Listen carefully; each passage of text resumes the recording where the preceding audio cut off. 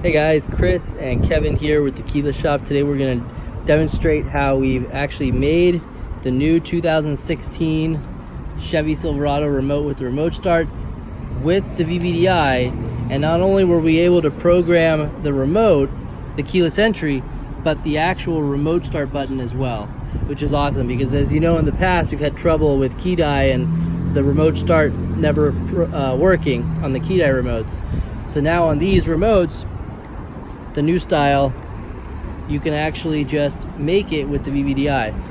So Kevin, if you want to go ahead and demonstrate. He already programmed it. Lock the door.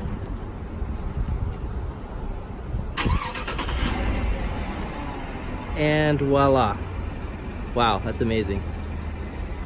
So that's it. So no more having to special order these expensive GM remotes. Just VVDI it and you're all done. Thanks for watching.